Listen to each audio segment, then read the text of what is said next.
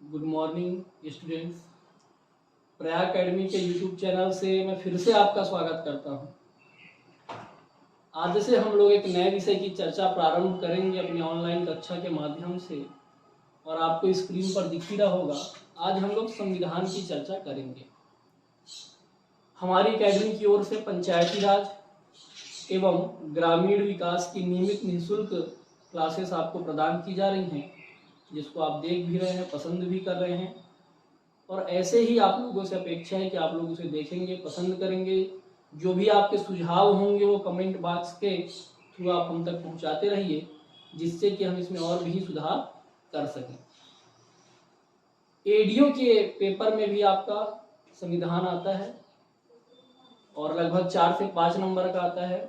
साथ में ये जो संविधान है यह आपकी व्यापम की परीक्षाओं में, पीएससी की परीक्षाओं में, सभी में आपके क्या है उपयोगी होगा, सभी में आपके काम आएगा। तो ये सीरीज आज से प्रारंभ हो रही है, एक नई सीरीज हमारे एकेडमी के द्वारा, जिसमें आपका सहयोग और समर्थन अपेक्षित रहेगा। और आप लोगों से उम्मीद है कि आप लोग चैनल को लाइक करेंगे, सब्सक्राइब करेंगे, शेयर करेंगे और बेल आइकन की घंटी को बजाएंगे।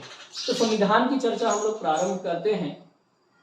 संविधान का विकास तो बहुत पहले से ही हुआ, परंतु मुख्य तौर पर हम भारत की ही बात करेंगे। और हमारे एकेडमी की जो प्रमुख विशेषता है वो यही है कि कम समय में अधिक से अधिक चीजें आपको क्या कराना, उपलब्ध क्या है कराना। तो हम लोग ज्यादा पीछे इतिहास की बात नहीं करेंगे, हम लोग जो है वो भारत के संवैधानिक विकास को देखेंगे कि भारत में संवैधानिक विकास कैसे प्रारंभ हुआ। यदि आप भारत के संवैधानिक विकास को देखें तो 1757 का जो युद्ध था, पलासी का युद्ध, ये बड़ा महत्वपूर्ण था। महत्वपूर्ण क्या था, तो आप में से बहुत सारे विद्यार्थियों को यह पता भी होगा कि 1757 के इस युद्ध में, बैटल ऑफ पलासी में, अंग्रेजों को बंगाल का क्षेत्र क्या हुआ, प्राप्त हुआ। तो अंग्रेजों को जब ये बंगाल का क्षेत्र प्राप्त हुआ तो अंग्रेजों ने अप्रत्यक्ष तौर पर यहाँ पर शासन करना प्रारंभ किया। कैसे अप्रत्यक्ष, तो राजा जो था वो भारतीय हुआ करता था, टैक्स कलेक्शन वो करता था, कर का निर्धारण अंग्रेज करते थे, और ये सभी पैसा अंग्रेजों को मिलता था। तो खर्च अंग्रेजों को कुछ नहीं करना पड़ता था, और सारा का सारा जो धन था, जो पैसा था, वो अंग्रेज प्राप्त कर लेते थे। तो इस तरीके से बंगाल का शासन उन्होंने प्रारंभ क्या है किया। 1757 के बाद 1764 का बैटल ऑफ बक्सर भी एक बड़ा महत्वपूर्ण है, जिससे पूरी तरीके से इनका कब्जा यहां पर हो गया। अवध का नवाब भी इनके अधीन हो गया, मुगल बादशाह को भी पराजित कर दिया गया। तो ये सभी घटनाएं हो रही थी, और ये सब ऐतिहासिक घटनाएं हैं, तो हम लोग उस ओर नहीं पढ़ेंगे।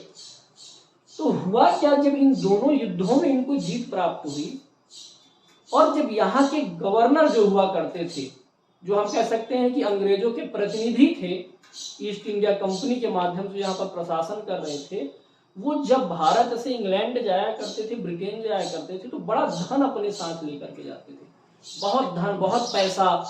और वहां पर जाते थे, दिखाते थे शान शौकत, एकदम बहुत है ना, चमकीला कपड़ा वपड़ा पहन के, एकदम है ना सिगरेट पीते हुए, और इस तरीके से वो लोग जाते थे, बड़ी बड़ी गाड़ियों में जाते थे। तो इतना धन था, तो ब्रिटिशर्स सोचते थे कि भारत में बड़ा धन है और ये लोग वहां से लेकर के आ रहे हैं।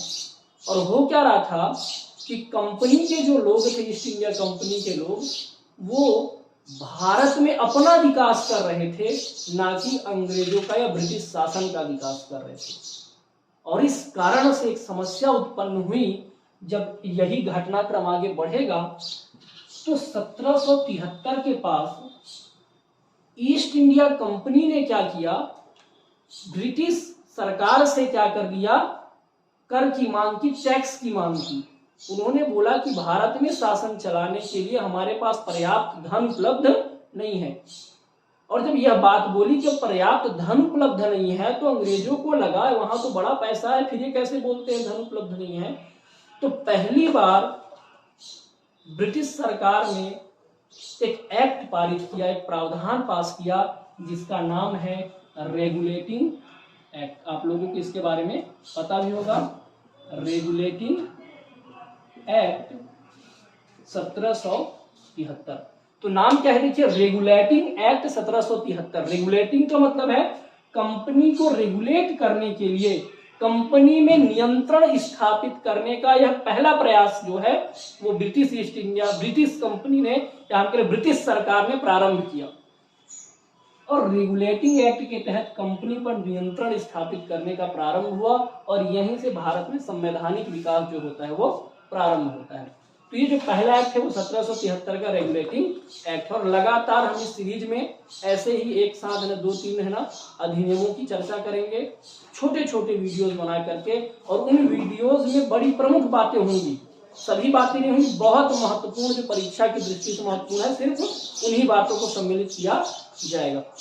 तो 1773 का जो रेगुलेटिंग एक्ट था, इसका सबसे पहला प्रावधान क्या था, बंगाल के गवर्नर को बंगाल का गवर्नर जनरल कहा जाने लग गया। तो जो पहला परिवर्तन हुआ वो क्या हुआ, पूर्व में बंगाल का ये क्या कहा जाता था, गवर्नर, इस गवर्नर के नाम को चेंज कर दिया गया और बंगाल का गवर्नर क्या बन गया, बंगाल का गवर्नर जनरल। तो बंगाल का जो गवर्नर था वो इस अधिनियम के तहत क्या बन गया, बंगाल का गवर्नर जनरल।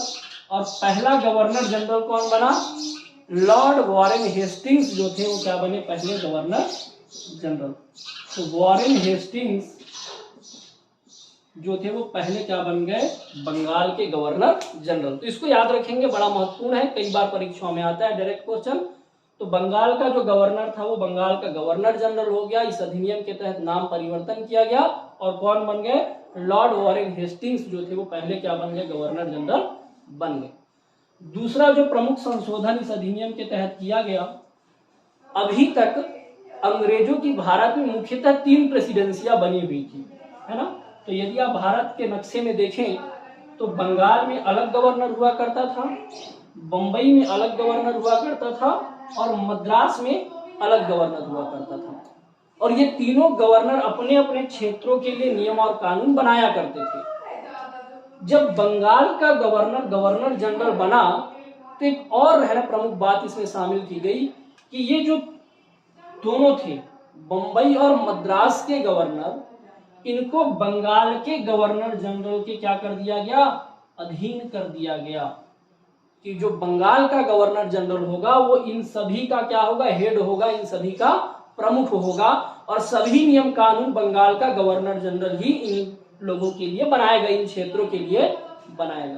तो इस तरीके से दूसरा प्रमुख परिवर्तन हुआ कि बंगाल का जो गवर्नर जनरल था उसको बंबई और मद्रास प्रेसिडेंसी की शक्तियां भी क्या कर दी गई, प्रदान क्या है, कर दी। तो ये दूसरा एक प्रमुख क्या हुआ, यहाँ पर संशोधन क्या है देखने को मिला। तीसरा जो प्रमुख संशोधन इस अधिनियम के तहत किया गया, क्योंकि बंगाल का गवर्नर जनरल बनाया गया तो इसके पास क्या थे, कार्य बढ़ गए, साथ में बंबई और मद्रास की भी अतिरिक्त कार्य मिल गए। तो एक गवर्नर जनरल की परिषद बनाई गई। तो गवर्नर जनरल की एक परिषद बनाई गई और इस परिषद में कितने सदस्य थे, तो गवर्नर जनरल को मिलाकर के है ना 5 सदस्य थे, ठीक है। तो गवर्नर जनरल को मिलाकर के कुल कितने थे, 5 सदस्य, है ना। तो सिर्फ सदस्य की बात करें तो सदस्यों की संख्या कितनी थी, 4 थी, लेकिन साथ में यदि गवर्नर जनरल को भी शामिल कर लिया जाए तो संख्या कितनी थी, 5 थी। और ये सभी निर्णय कैसे लिया करते थे, बहुमत से निर्णय लिया करते थे। यदि कोई भी विषय होगा तो उस पर जो निर्णय होगा वो कैसे होगा, तो बहुमत से क्या होगा, निर्णय होगा। और यहां पर हम कह सकते हैं कि गवर्नर जनरल की शक्तियों को थोड़ा सा कम कर दिया गया। क्यों कर दिया गया, क्योंकि बहुमत का अर्थ होता है कि जो साथ हो, जैसे 5 लोग हैं तो 5 में से यदि 3 एक साथ हो जाएं और 2 अलग रहे तो बहुमत आ गया और ये क्या हो जाएगा, इनके निर्णय को माना जाएगा। तो होता यह था, जो 4 लोग थे ये बड़े चालाक थे जो परिषद में थे, ये कई बार गवर्नर जनरल की बातों को नहीं माना करते थे। जैसी वोटिंग होती थी 3 लोग एक साथ हो जाते थे। तो गवर्नर जनरल को बड़ी परेशानी क्या है यहाँ से हो रही थी और बाद में संख्याओं को बढ़ाएगा और घटाएगा, जिसके बारे में बहुत सारे अगले अधिनियम है जिसमें हम चर्चा करेंगे। तो याद रखना कि गवर्नर जनरल की परिषद में संख्या जो थी वो कितनी थी, 4 रहना सदस्यों की नियुक्ति क्या है वहां पर की गई। अगला जो प्रमुख परिवर्तन हुआ, सबसे प्रमुख परिवर्तन भारत में पहली बार सुप्रीम कोर्ट की स्थापना की गई। तो कलकत्ता में एक सुप्रीम कोर्ट क्या किया गया, स्थापित किया गया। तो कलकत्ता में सुप्रीम कोर्ट बना, कब बना, 1774 में। तो 1774 में कलकत्ता में सुप्रीम कोर्ट की स्थापना क्या है, की गई। और जब सुप्रीम कोर्ट बना तो इस सुप्रीम कोर्ट में 1+3 एक जो था वो क्या था, मुख्य न्यायाधीश, ये था मुख्य न्यायाधीश, और 3 क्या थे, अन्य न्यायाधीश। तो 4 लोग थे, एक मुख्य न्यायाधीश और 3 अन्य न्यायाधीश। तो कलकत्ता में सुप्रीम कोर्ट की स्थापना हुई 1774 में। याद रखेंगे, अधिनियम पूछेगा तो 1773 का अधिनियम, वर्ष पूछेगा तो 1774 का। तो ये जो थी एक और प्रमुख बात थी। और सर एलिजा इम्पे, इनको भी याद रखेंगे, जो मुख्य न्यायाधीश बने ना, कौन थे, सर एलिजा इम्पे क्या बने, मुख्य न्यायाधीश क्या है, बने। तो ये एक और प्रमुख बात थी इस अधिनियम की।